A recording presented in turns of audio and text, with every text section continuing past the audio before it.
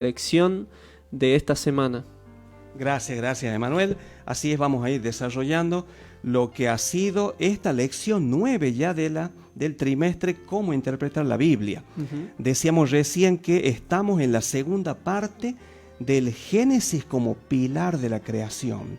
Hay un texto clave para esta semana, excepcional, que dice, el Salmo 19:1 dice, los cielos cuentan la gloria de Dios y el firmamento anuncia la obra de sus manos. Qué lindo, qué interesante, hermoso, ¿no? Muy hermoso. Dos cosas para destacar y a la vez se suman otras más. Esa mano creadora que dice los cielos y después dice que esa mano creadora crea el firmamento, lo que podemos ver.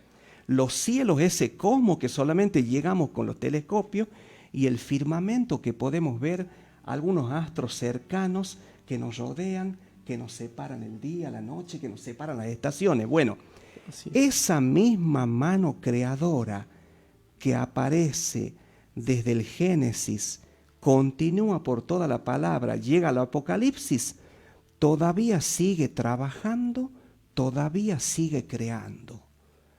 Es ilimitado el amor y el poder del Señor. De vuelta el versículo dice, los cielos cuentan la gloria de Dios, una gloria que la podemos palpar en nuestra vida, en nuestro corazón, y que tenemos para estudiar la astrología, la geología, tantas otras ciencias a través de ese poder del Señor. Y ese firmamento que podemos verlo a través del día, de las noches, la estación que estamos viviendo ahora. ¿Cómo se llama, Ezequiel, lo que estamos viviendo ahora? ¿Ezequiel? Emanuel. Perdón. El otoño, estamos viviendo supuesto. en pleno otoño. Podemos ver la obra de la mano a través del firmamento. Y a lo largo de la historia, Emanuel dice que hubo muchos pensadores que han empezado a opinar y se va formando lo que conocemos, la ciencia moderna. Es así. Así es. Aparece, por ejemplo, un señor que se llama Kepler, Newton, Wright, Robert Bowley, en fin. Ellos han empezado a estudiar la antigüedad y creyeron ellos que iban descubriendo cosas. ¿Será así? ¿Será que han ido descubriendo? ¿Será que han ido ampliando? ¿O será que también habrán hojeado las palabras de la Biblia? También yo calculo que le habrán dado una repasadita ahí y se habrán basado en lo que dice el libro de Génesis, ¿verdad? Porque la Biblia, aunque fue escrita hace miles de años, tiene una sabiduría impresionante y nos revela cosas que quizás nosotros ahora nos estamos dando cuenta y nadie a partir de muchos años no se había dado cuenta de que eso estaba escrito ahí, ¿verdad? Exacto, así es. Entonces vemos que a través de estos científicos ellos han llegado a la ciencia, hoy en día está comprobando las cosas, como dice Emanuel, que ya estaban escritas en la palabra. Sin embargo, a través de la historia dice que hay un punto de quiebre, la Revolución Francesa. A partir de ahí empieza lo que es ese humanismo moderno. Lógicamente ya había habido un humanismo anterior, aparece un humanismo moderno, aparecen otras ciencias del siglo XVIII y comienza a pasar de esa cosmovisión que era anteriormente, ante la Revolución Francesa, comienza a aparecer lo que es el naturalismo y el materialismo. Y el materialismo. Así es. ¿Habrá algún escritor, algún científico que hoy en día es cabeza de ese materialismo? Y tenemos a Charles Darwin, que popularizó estas ideas filosóficas en el origen de las especies en el año 1859. No sé, dice, desde entonces la ciencia se ha distanciado cada vez más de su fundamento bíblico, volcándose a una reinterpretación radical de la historia del Génesis. Así es, gracias, ¿no? Como vemos que a partir de ahí, desde ese 1859, de esa década, sí, ya se deja esa cosmovisión creadora, esa cosmovisión llena de poder del Señor, y empiezan a aparecer la nueva ciencia moderna y capitalizando, ¿no?, en ese libro, El origen de las especies, ¿no?, sí, a través de Charles Darwin. Bien, ¿será que la Biblia hoy en día enseña una historia de la creación anticuada? ¿Será o no? Por supuesto que no, la Biblia es eterna y siempre vamos a tener algo que aprender de la palabra de Dios, ya sea que, como le dije recién, que fue escrita hace miles de años y aún así seguimos aprendiendo muchas cosas. Exactamente. Casualmente Moisés, que escribió los primeros 5 libros del Antiguo Testamento, más el libro de Job, escribió muchos miles de años después de lo que fue la creación. Y la verdad, la Biblia en este tiempo, en todos los temas y lo que estamos repasando en esta semana acerca de la creación, no tiene ninguna visión anticuada. Más bien es una visión actual.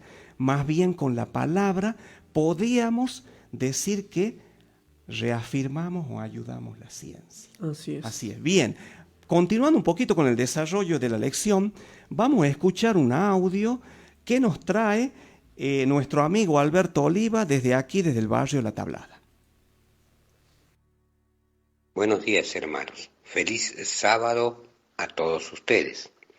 Continuando con el estudio bíblico, hoy veremos una tierra plana. Esta semana continuaremos hablando de la creación. Creer que Dios es el creador soberano de los cielos y la tierra es básica para la fe cristiana. El enemigo hará todo lo posible para desmentir la creación, para hacer creer que la creación es un mito, que no es verdad, que no es realidad.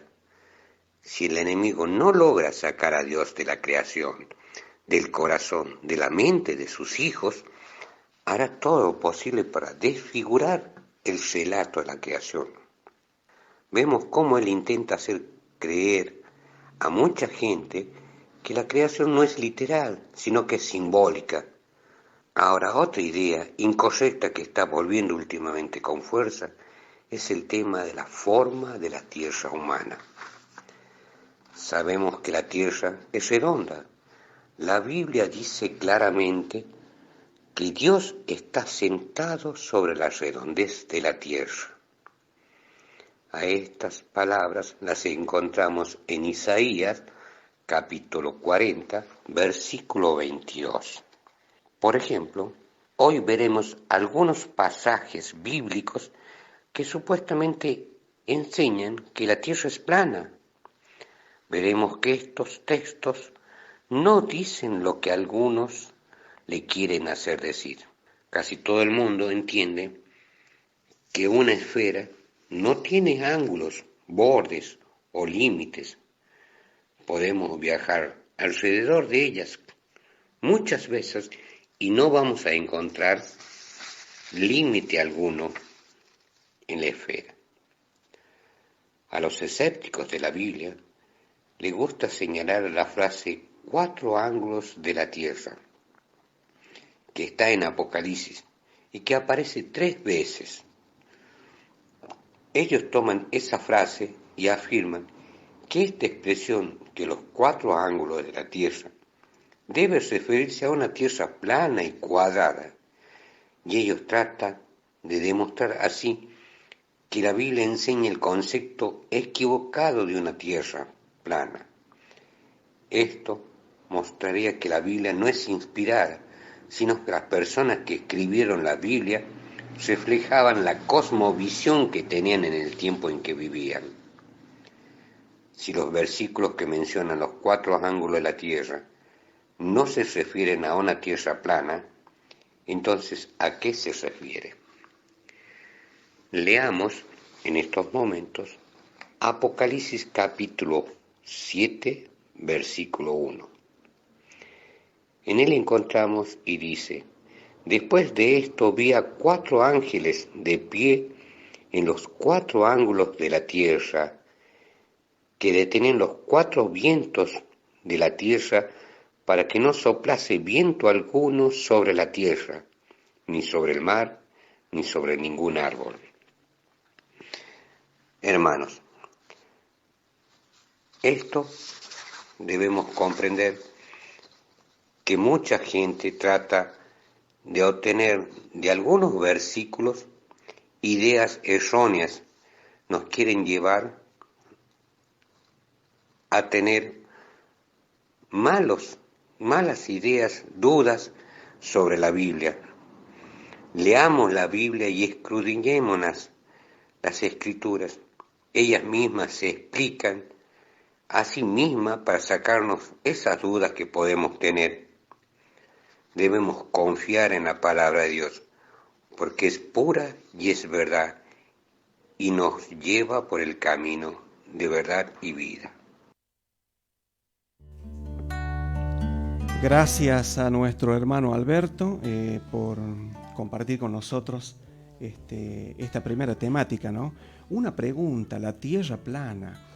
En la antigüedad se creía mucho eso, de que la tierra era plana, y a través de los descubrimientos, a través del estudio de la astrología, se fueron descubriendo y nos fuimos dando cuenta, a través de los científicos en esa época, de que la tierra es una esfera. Y la palabra de Dios lo sustenta categóricamente. Casualmente escuchamos en el audio que se hizo mención a 2 versículos. Hay un versículo de Isaías también, el libro de Apocalipsis también, en el capítulo 7, en el capítulo 20, hacen referencia a ello.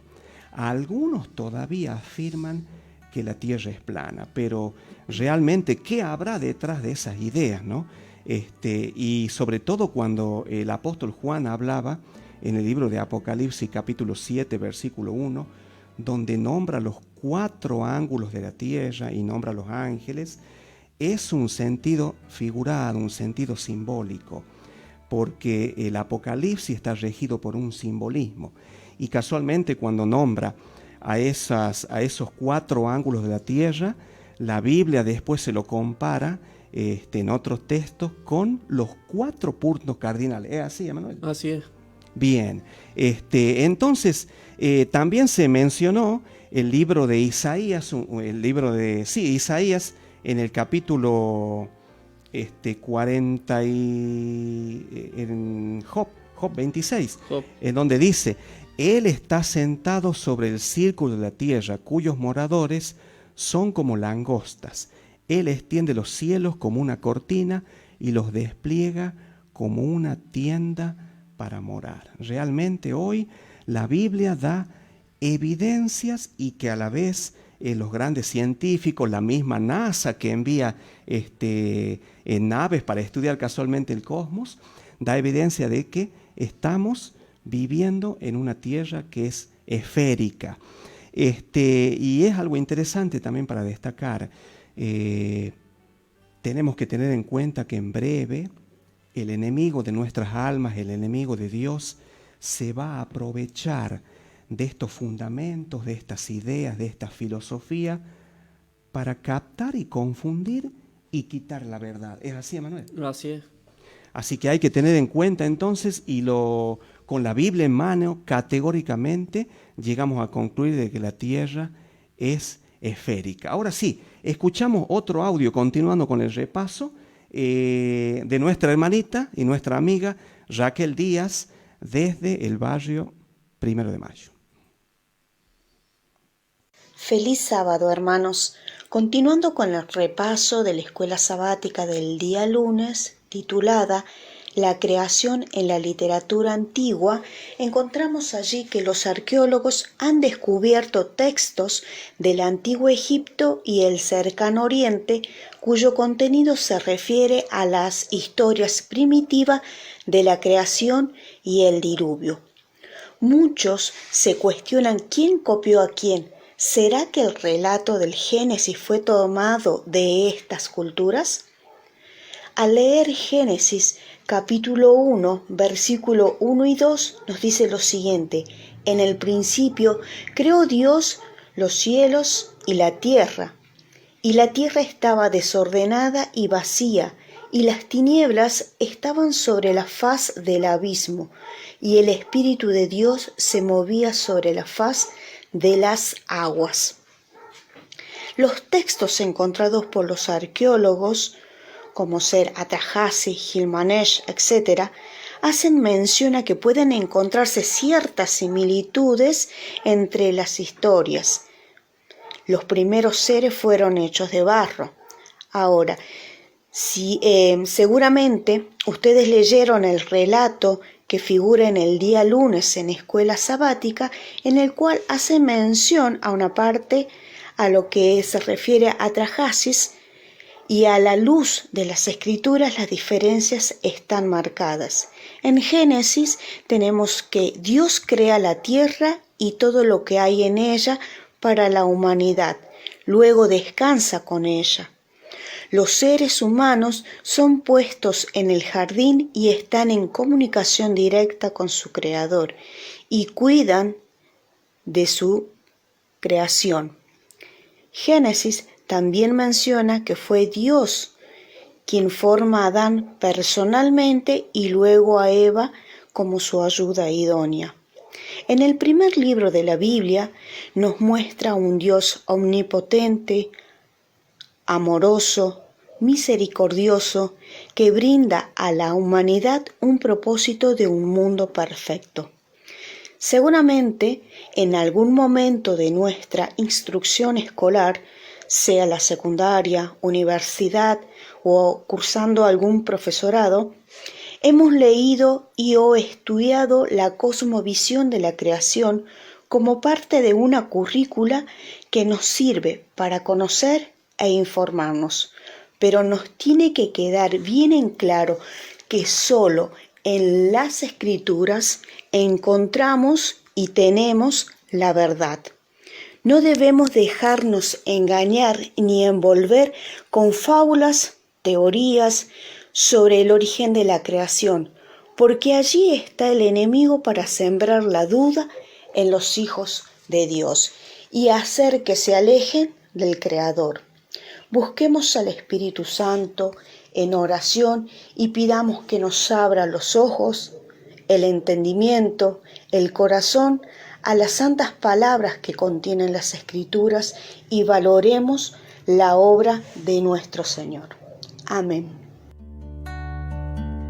Amén, muchas gracias, hermanita Raquel Díaz, que nos explicó un poco de más o menos lo que nos habla este día lunes. Y vamos a charlar un poco sobre eso aquí con mi hermano Edgardo, sobre la creación en la literatura antigua, ¿verdad?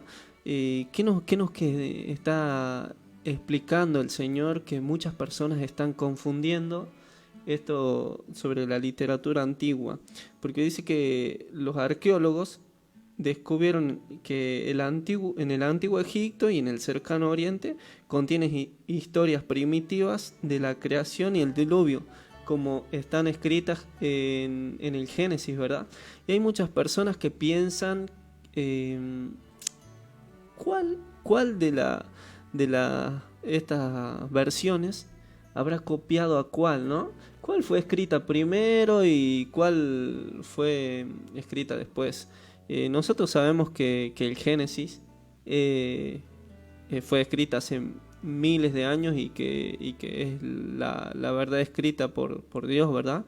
Y después tenemos estas versiones que fueron escritas por el antiguo Egipto y el cercano Oriente, que se basan generalmente en eso y tienen algún tipo de relación, pero cuando nos ponemos a analizar bien, no son similares, ¿verdad? Así es, puede llegar a haber, de acuerdo al repaso, al texto que tenemos en la semana, puede llegar a haber alguna similitud, pero es muy poquita, muy poquita.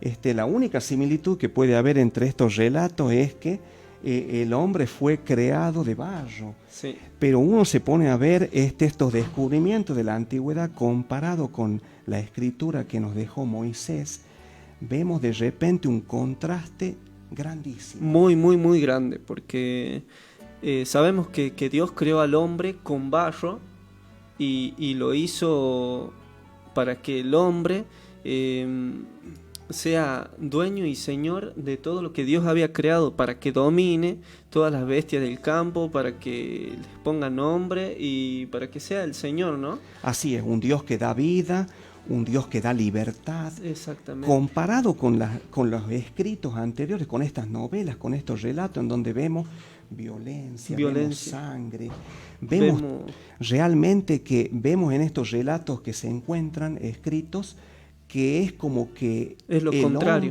el hombre tiene que servir a los dioses. Servir, como que los dioses tienen que estar descansando y el hombre tiene que servirlo como un esclavo.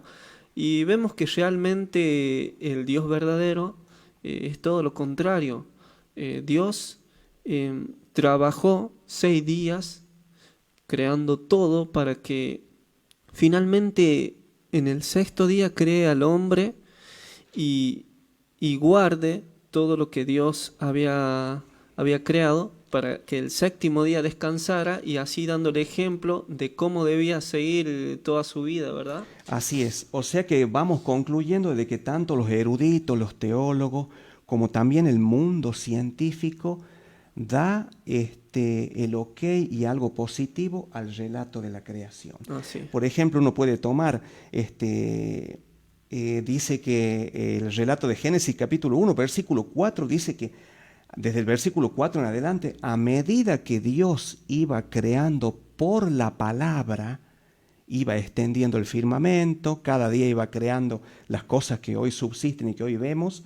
Hay un dato que nos tiene que llamar la atención, Emanuel, versículo 4. Sí. Y vio Dios que la luz era buena y separó Dios la luz de las tinieblas. Qué linda palabra, la luz era buena. La luz. Y después nos podemos ir, damos vuelta a la página y algo que nos tiene que llamar la atención, versículo 31. Y vio Dios todo lo que había hecho y he aquí que era bueno en gran manera. Qué Así lindo, qué lindo. ¿Refiriéndose a qué? Refiriéndose a la obra suprema de la creación en la tierra, que era formar a Adán y a Eva. Así es, mi querido amigo. Y también vemos cómo esto se diferencia de lo que realmente es la verdad, porque dice que había un Dios que tenía inteligencia, que se llamaba Hetsu, ¿sí? Y dice que ellos lo mataron en su asamblea y Nintu mezcló barro con su carne y su sangre, ¿sí? A diferencia de que Dios lo hizo solamente con barro y lo creó expulsando un aliento de vida sobre su rostro y dándole vida con todo amor, con todo eso, armonía, paz. Exacto. A diferencia de la violencia que demuestran aquí estas creencias antiguas de Egipto, es todo lo contrario, ¿no? Y ahí podemos ver de que realmente no es así, porque no tiene lógica de cómo Dios ahora sigue siendo amor con nosotros y Él se entristece cuando nosotros somos violentos, ¿no? Así, Emanuel, entonces podemos llegar a la conclusión de que esa literatura antigua, por más rica que sea en lenguaje, por más rica que sea en fábulas, en historias de la creación, en historias de la humanidad, en tantas otras cosas que nos ofrece la literatura moderna, como también la antigua, relata las diferentes culturas, ya se dijo, la cultura egipcia, la cultura del cercano oriente, del lejano oriente, pero aún así tenemos la palabra del Señor.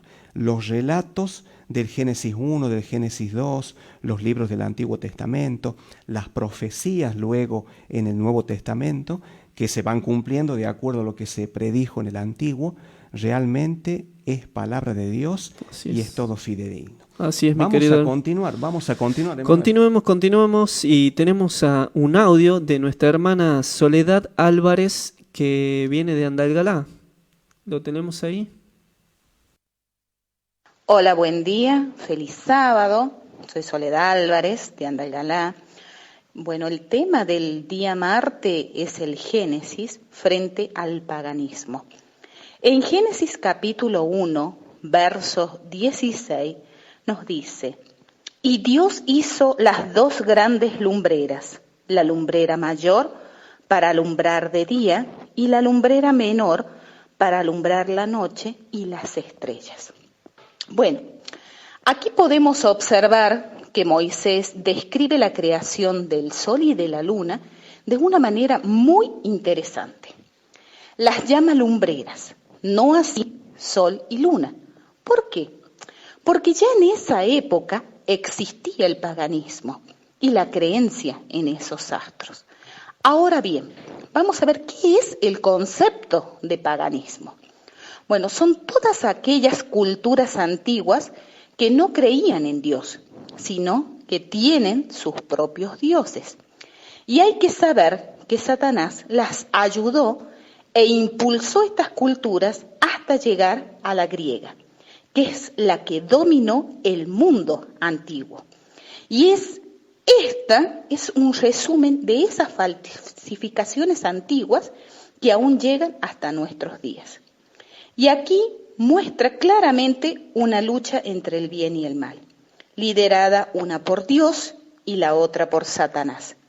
Pero debemos tener en cuenta que Dios es la verdadera luz y Satanás es el falsificador que descontextualiza todo y es el encargado de crear los mitos y las leyendas que a veces llegan hasta nuestros días.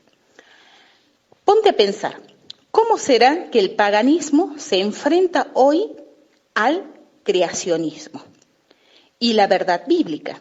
Ya que nos vemos muy afectados porque muchos aseveran que la creación es un mito o una evolución y quita a Dios de toda escena. Por eso debemos tener en cuenta que el dueño del paganismo es Satanás.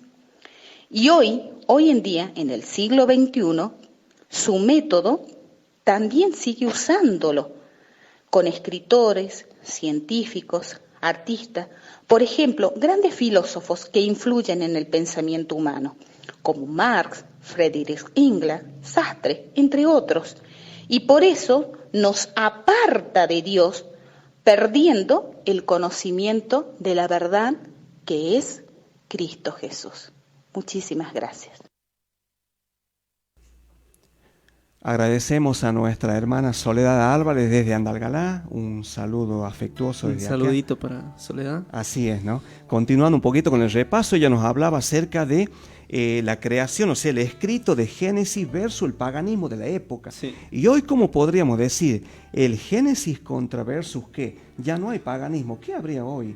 ¿Qué le podríamos sacar esa palabrita de paganismo hoy?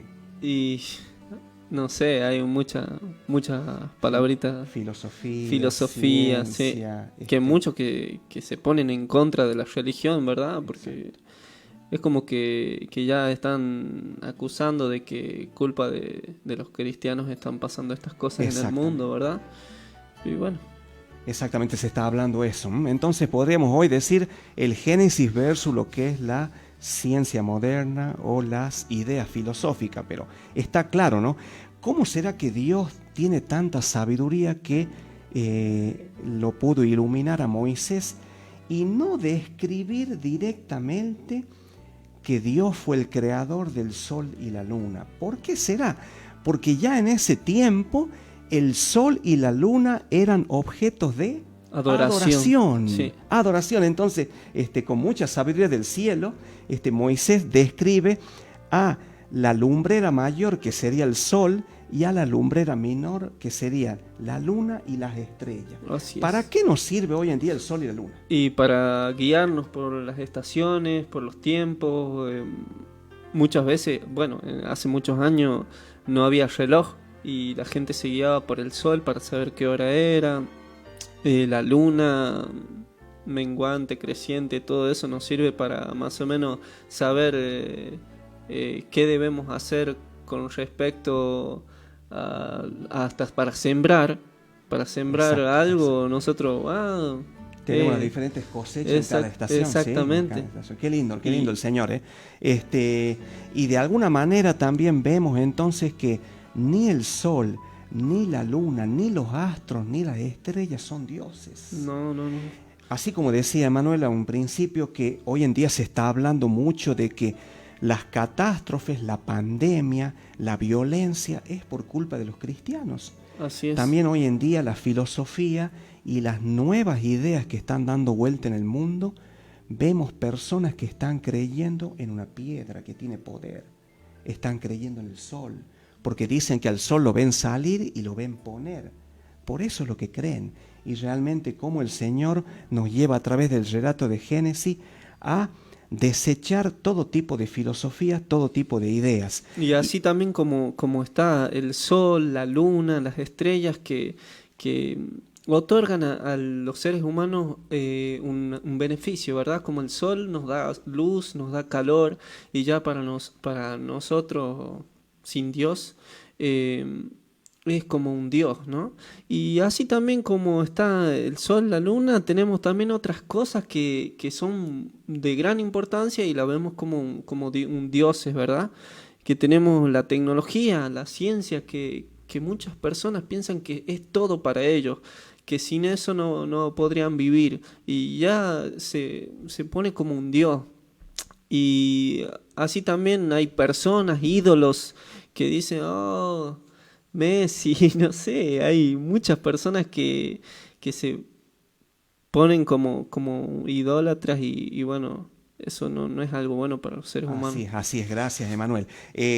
Ya para ir cerrando un poquito esto del Génesis versus el paganismo, queremos ver la obra maestra del Señor. Esa obra maestra que creó los astros, que creó lo que hoy vemos, lo vemos reflejado trabajando como el gran alfarero. Génesis capítulo 2, versículo 7. Entonces Jehová Dios formó al hombre del polvo de la tierra y sopló en su nariz aliento de vida, y fue el hombre un ser viviente. Qué lindo, qué linda expresión, ese Hermoso. ser viviente, ser un alma, ser una persona libre, una persona que hoy en día, si estuviésemos hablando de alguna otra ciencia, una persona con derechos y obligaciones. Y nos hace ver a nosotros cómo fuimos creados y nos da ¿cómo se llama? Eso cuando nosotros sentimos, cuando nacemos, cómo fuimos creados, de dónde venimos, nos da una identidad, ¿verdad? Exacto. Y eso nos hace llenarnos de alegría y saber cómo tenemos un Dios de amor que está ahí para nosotros y para cuidarnos, para protegernos, como un padre a un hijo, ¿verdad? Exacto, o sea que el libro de Génesis presenta una corrección ante cualquier mito, ante cualquier filosofía, y con los relatos de Génesis podemos darnos cuenta de que no descendemos de ningún eslabón perdido, sino descendemos y venimos de las manos formadoras del Señor. Exactamente. Bien, vamos a continuar escuchando algunos audios porque los hermanitos del interior están participando. Uh-huh. Este audio viene de Saugil, De Saugil, allá mirá. desde el oeste. ¿Y quién lo da? Zunilda Aguilera. Vamos a escuchar la voz de nuestra hermana desde Saugil. En los capítulos 5 y 11 del libro de Génesis se presentan genealogías que hacen que sean únicas en la Biblia porque incluyen el factor tiempo. Por esto algunos eruditos los llaman cronogenealogías, crono por tiempos y genealogías por las generaciones que presenta. Tienen un mecanismo imbrincado de informe en cuanto a la genealogía y los intervalos de tiempo que vivieron. Por ejemplo, Adán. Adán fue creado, vivió cierta cantidad de años y tuvo a Set. Luego se informa que vivió otra cantidad de años en la que tuvo otros hijos e hijas y finalmente se informa que murió. Y allí se registra la cantidad exacta de años que vivió Adán. De este modo, se elimina la posibilidad de incluir o eliminar otras personas de esta genealogía. De este modo presenta una línea continua en cuanto a genealogía y se ratifica en el libro de Crónicas en el capítulo 1 del versículo 1 al 27. Por esta razón, lo que está escrito en un lugar de la Biblia se verifica en otra porción de la Biblia. De este modo podemos decir que se interpreta y se confirma a sí misma. Y han pasado muchos años. Y han habido muchas personas que han intentado poner en duda y en tela de juicio el evento de la creación y el diluvio.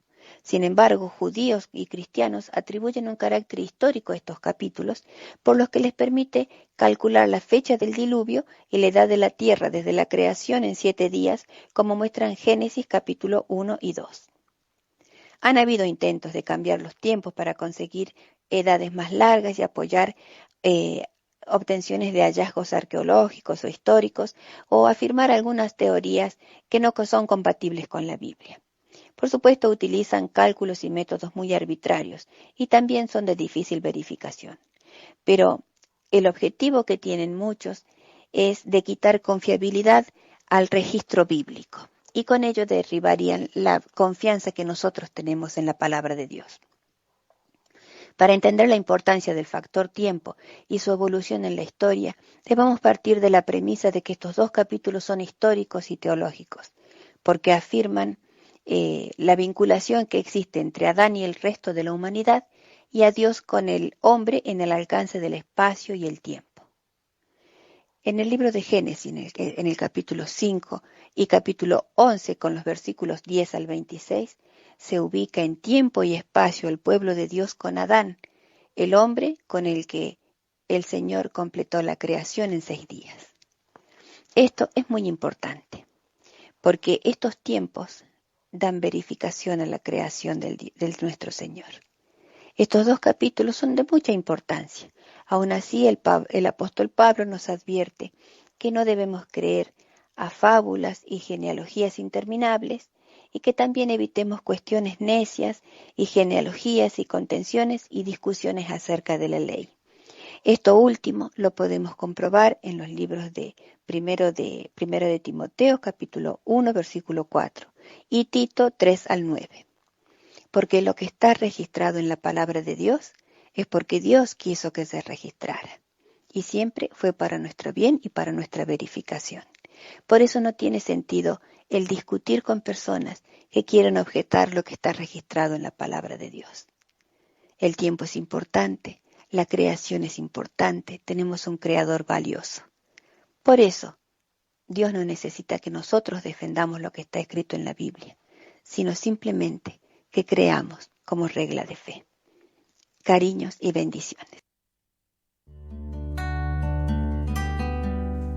Muchas gracias a nuestra hermana Sonilda desde Saugil y seguimos rápidamente, son las 10:35 y esperamos sus mensajes al WhatsApp 3834-010003 y también tenemos el fijo 3834-1847-46, ¿que no?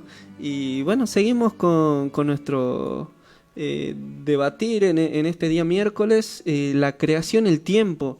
¿Qué nos dice la palabra de Dios acerca de esto? Tenemos en Génesis el capítulo 5 que habla de las genealogías, ¿no? Que así es, las descendencias, cómo fueron desde Adán, los hijos de Adán, y los hijos de Adán quienes engendraron y así sucesivamente. ¿Cuántos años vivió Adán? Exactamente, ahí podemos ver que la Biblia cómo traza la historia de la humanidad. Ajá. Y hay una palabrita que se llama genealogía. Y a su vez a esa genealogía aparece un término de los eruditos que le llaman cronogenealogía. Ajá. ¿Qué propósito tendrá la cronogenealogía? Dice que es un sistema que permite introducir y sacar genealogía. Así es. Realmente con eso nos damos cuenta que el relato de Génesis 5, el relato después que habla de la descendencia de Adán, la descendencia de Sem, la descendencia de Noé incluso, nos permite a través de la cronogenealogía de que realmente los relatos son fidedignos. Pero es interesante cómo estas generaciones fueron teniendo ahí sus nombres, sus edades. Pero cuando llega a una personita muy importante ahí que se llama Enoc. Sí, interesante, ¿no? Como es la séptima generación de Adán. La séptima generación de Adán, cuando llega a Enoc, que es una persona consagrada a Dios, que caminó con Dios, que vivía con Dios constantemente, hablando con él, y Dios era su mejor amigo, ¿verdad? ¿Y qué nos dice ahí? ¿A los cuántos años murió Enoc? A ver, mi hermano ahí no dice que murió, ¿verdad? Porque Enoc fue llevado al cielo. Qué hermosa historia que nos deja aquí el libro de Génesis, que dice que Enoc fue llevado al cielo porque era el mejor amigo de Dios y caminó con Dios todos sus ciento... ¿Cuántos años? Acá dice, casualmente estaba buscando el texto, Génesis 5, 23 y 24. Ajá. Y fueron todos los días de Enoc 365 años. 365 años que caminó con Dios y se lo llevó Dios al cielo porque ya estaba más cerca de Dios que de la tierra. Pero es interesante también aquí cómo Enoc tiene un hijo que es Matusalén. Y yo calculo que por amor a Enoc, Dios le da a Matusalén más años que incluso que Adán, que vivió 930 años, y Matusalén vivió 969 años, que por cierto es la persona que más años vivió sobre la tierra. Y así, desde Adán, cada vez que iban teniendo generaciones, iban viviendo menos. ¿Por qué será? Y casualmente nos damos cuenta de que venimos degradándonos. Ajá. Desde la Por entrada causa, del pecado. exactamente, por venimos causa del degradándonos. pecado venimos degradándonos, viviendo menos años y siendo más bajitos. Y la capacidad del ser humano se va disminuyendo, tanto como en lo intelectual y todo lo demás, ¿verdad? Y Así bueno, es. pero tenemos... Sí. Entonces vamos un poquito resolviendo esto, Ujú. que quede clarito, Emanuel, a la audiencia, a nuestros amigos, a nuestros hermanos, que para entender lo que es Génesis capítulo 1, capítulo 2, capítulo 5, capítulo 11, Sí. debemos entender como que estos pasajes son históricos, o sea, reales y teológicos. Así es, mi Casualmente amigo. por el tema de Enoc. Así es.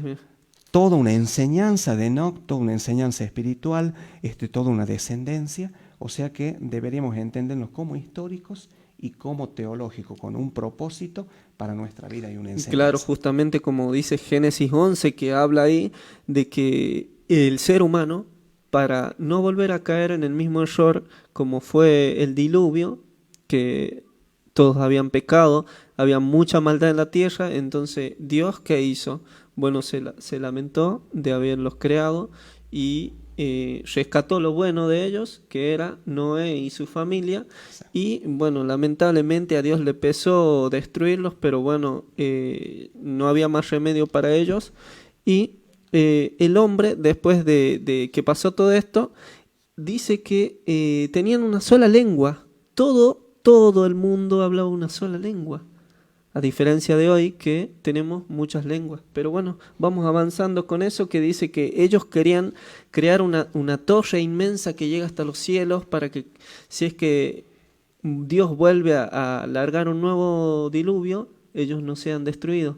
Y justamente con eso no tuvieron suerte con eso, porque Dios hace que ellos hablen diferentes lenguas y no se entiendan para que su plan no siga adelante, porque Dios ya había dicho, ellos no creyeron en Dios cuando Él creó su arco iris para acordarse Dios de que no debía destruir nunca más la tierra. La señal del pacto. Es una señal de un pacto. Ellos no le creyeron a Dios. ¿Y qué pasa con eso? Cuando no creemos a Dios, no confiamos en Dios. Y casualmente nos empezamos a degradar, nuestra fe se mengua, Exactamente. empezamos a mirar más el suelo que mirar las bondades que vienen del cielo. Pasó en el principio con Adán y Eva, que no le creyeron a Dios y le creyó a la serpiente, que era el enemigo, y bueno, caímos en pecado y comenzó todo este problema, que problema tras otro fueron llegándonos a esto, que realmente en esta vida tenemos muchos problemas, tenemos muchas dificultades, ¿no? Y bueno, Así es, gracias, Emanuel. Sí. Bien, vamos avanzando un poquito Avancemos. más y nos queda el último audio que viene también de Andalgalá, nuestro hermanito Oscar Soria. Oscarcito. Hola, feliz sábado para todos. Bueno, me toca comentar la creación y la escritura. Bueno, en la escritura, en el Nuevo Testamento, tenemos referencias hacia la creación desde el capítulo 1 de Génesis hasta su capítulo 11. Jesús mismo hace referencia con esto en varias oportunidades. Una de ellas es para establecer lo que tiene en mente Dios para el matrimonio, cómo fue creado el hombre y la mujer, ¿verdad? Y cuál fue su propósito. También el apóstol Pablo repetidas veces hace mención a acontecimientos de la creación para explicar varias cosas. E incluso recordemos de que el apóstol Pablo fue un filósofo preeminente, educado a los pies de Gamaliel, el mejor filósofo de su época, filósofo judío, y también en su oportunidad cuando fue por Atenas, el lugar de nacimiento de muchos filósofos de la antigüedad que se sigue citando hoy en día, él tuvo que presentar con argumentos al Dios no conocido, y argumentos filosóficos y también teológicos, ¿sí? Es realmente importante que esto se destaque porque se está enseñando mucho en muchas religiones que el Antiguo Testamento ya caducó, que el Antiguo Testamento ya no tiene validez, como si tuviera fecha de vencimiento, pero sin el Antiguo Testamento no puedo predicar, no puedo explicar teológicamente que Jesús es Dios, que Jesús es el Mesías, no puedo explicar el propósito del matrimonio y no puedo explicar muchas cosas, de los cuales que si hubiera sido verdad este pensamiento, este pensamiento de que el Antiguo Testamento tiene fecha de caducidad, fecha de vencimiento, muchas de nuestras creencias actuales también dejarían de existir. Bueno, esto no es verdad, esto ya lo sabemos, Jesús lo hubiera dicho, el apóstol Pablo lo hubiera dicho, todos los otros escritores del Nuevo Testamento lo hubieran dicho, que el Antiguo Testamento ya no tiene validez y eso no es así. No deberíamos ni siquiera permitir que en nuestra mente eso suceda. Pero voy a tomar, un minutito en 2 de Pedro 3 al 6. Dice, sabed ante todo que en los últimos días vendrán burladores, andando según sus propias pasiones o concupiscencias, y diciendo, ¿dónde está la promesa de su advenimiento? Porque desde el día en que los padres durmieron, todas las cosas permanecen así como desde el principio de la creación.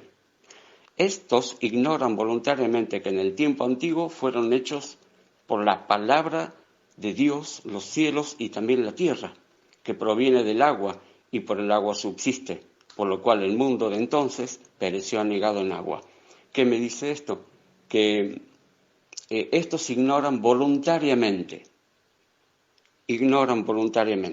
Entonces, tanto creer en la evolución como creer en la creación es una elección que nosotros tenemos. La evolución de por sí no responde a las tres primeras preguntas, ¿verdad? Por ejemplo, ¿cómo de algo que no tiene vida surge la vida? Después, si aplicamos la primera regla de la evolución, que es la supervivencia del más apto, ellos dicen que la vida nació en el reino vegetal. Bueno, ¿cómo fue que de vegetal pasó a animal, evolucionó a animal, ¿verdad? ¿Y por qué siguen existiendo los vegetales? Serían las tres preguntas. Las tres preguntas filosóficas, la religión, la Biblia, le responde, ¿quién soy? ¿De dónde vengo? ¿Y a dónde voy? Entonces, creer en la evolución o creer en la creación, necesitamos fe. No es, algo cierto. La evolución todavía sigue siendo una teoría. Se necesita de fe. La creación es un hecho. Lo atestigua la Biblia. Que Dios les bendiga. nuestro hermano Oscar desde Andalgalá, casualmente muy clarito el audio, Emanuel, la creación, como realmente tanto Jesús, los profetas, los apóstoles se remiten siempre a los primeros textos de Génesis. Así es. Muy bien. Bueno, realmente nos tenemos que dar cuenta de que muchos pasajes de la historia bíblica, el Señor, cuando se refería al pueblo, se refería a los líderes religiosos, citaba casualmente acerca de los primeros escritos de Génesis. Entonces, ¿qué es lo que podemos ver? Que tanto los escritores o los escritos del Nuevo Testamento siempre tuvieron como premisa el Antiguo Testamento. Las enseñanzas que ya estaban profetizadas y enseñadas desde la creación, después la vemos cumplida en lo que es el Antiguo Testamento. Jesús habló cuando tuvo que enseñar acerca de por qué había tanta dureza en el pueblo judío y en los líderes, por qué la gente se divorciaba. Tuvo que remitirse casualmente a la creación. Así es.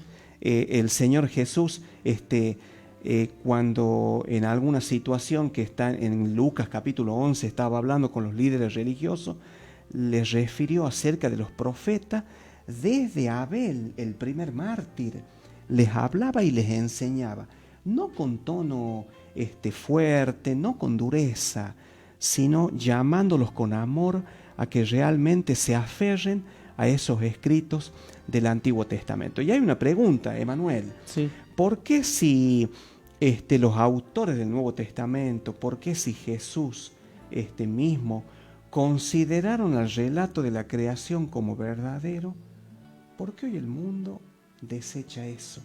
¿Qué hay en el corazón? O mejor dicho, ¿qué es lo que estaría faltando en el corazón para que aceptemos el relato de Génesis? Y el corazón humano es engañoso, ¿verdad? Exacto. Y ni siquiera nosotros a veces sabemos cómo reaccionamos, a veces reaccionamos mal de alguna manera y bueno, pero el Señor nos conoce mejor que nosotros y Él es el único que puede entrar en nuestro corazón y transformarlo, ¿no? Transformarlo a imagen y semejanza de nuestro Señor Jesucristo para que nuestra vida cambie, para que seamos mejores cada día y podamos ganarnos el cielo. Así es, gracias Emanuel. Realmente necesitamos que el Señor pueda albergar en nuestra vida para que aceptemos su voluntad. Todo lo que vemos desde la creación, desde el Génesis, a través de los profetas menores, los profetas mayores, todo el Antiguo Testamento, engloba lo que es la voluntad de Dios. La voluntad que tiene un propósito. Y el propósito es que podamos interpretar tanto los relatos de la creación como en la totalidad de la palabra. Ya vamos terminando, Emanuel. Sí. Hay algunas citas aquí del Espíritu de Profecía muy interesantes que la podemos desglosar. O si no, alguna pregunta de examen. ¿Qué le parece? Porque tenemos 2 preguntas de examen. No sé si algunos hermanos oyentes se animarán por ahí a mandar algún mensajito o algo. Ya estamos sobre la hora, pero... Sí. ¿Qué podemos ir haciendo un poco el corolario de esta lección? Sin la Biblia, sin los relatos del Génesis, estaríamos hoy confundidos, mis hermanos oyentes, mis hermanos amigos.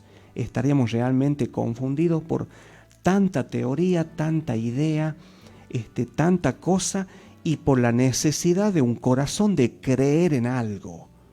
Hoy en día deberíamos llevar bien alto de que tanto la religión está en el mismo nivel y concuerdan con la ciencia. Uh-huh. Porque venimos viendo a lo largo del repaso de esta mañana de cómo los científicos, la ciencia moderna, se tuvo que basar sí o sí en los relatos bíblicos. Estaría bueno que lo leamos, esto de las citas de Elena de White. Así es, sí. Una por lo menos. Sí. Bueno, ¿cuál quiere que lea?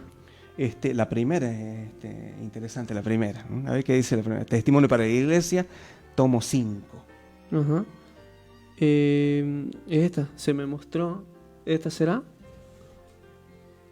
Bueno, dice: la Biblia es la historia más abarcadora e instructiva que los seres humanos poseen. Vino fresca de la fuente de verdad eterna, y una mano divina ha conservado su pureza a través de todas las edades. Solo aquí podemos encontrar una historia de nuestra raza, libre de la mancha del prejuicio y del orgullo humano. Así es, gracias, ¿no? Qué interesante, ¿no? Sí. La Biblia es la historia más abarcadora e instructiva. Realmente nos podemos dar cuenta, ya terminando este estudio, de que sin la palabra del Señor estaríamos realmente como los antiguos constructores de la Torre de Babel, ¿no? El Señor tuvo que intervenir para cesar esa obra humana que estaban haciendo ellos. Realmente era una obra humana que estaban haciendo ellos. Y quizás podemos volver, ya finalizando, antes de la oración, antes del himno final, podríamos volver a recalcar el Salmo 19:1, que dice así: los cielos cuentan la gloria de Dios. Todo lo que ven los telescopios, todas las galaxias que se están descubriendo, a medida que los telescopios se hacen mucho más potentes, vemos un Dios creador que sigue expandiendo los cielos. Y las bellezas de los paisajes, ahí en los paisajes, en todo eso, las 7 maravillas del mundo, vemos la gloria de Dios. El firmamento, lo que podemos ver. El firmamento. Con nuestra y el visión. Firmamento anuncia la obra de sus manos. Qué lindo, ¿no? Y como resumen final, quiero decirles esto. Lo anoté acá porque me encantó. Hay un poder que sostiene todo. No es una energía, no es algo del azar.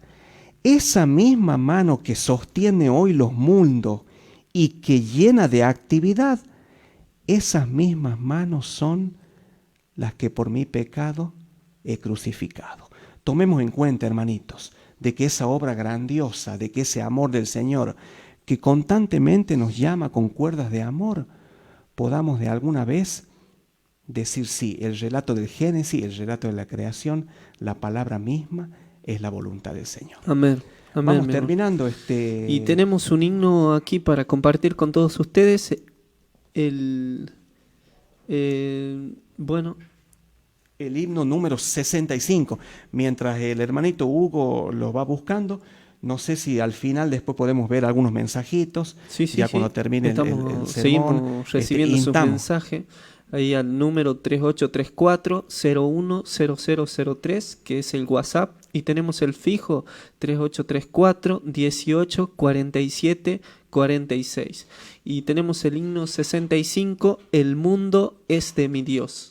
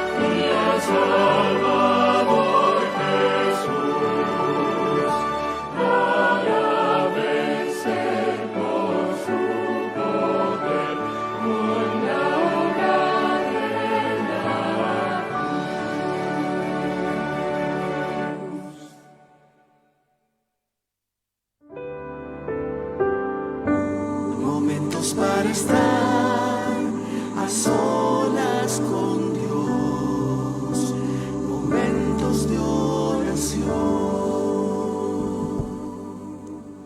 Padre Santo, Dios bendito, agradecemos al cielo este tiempo, mi Dios, de haber hablado acerca de ti.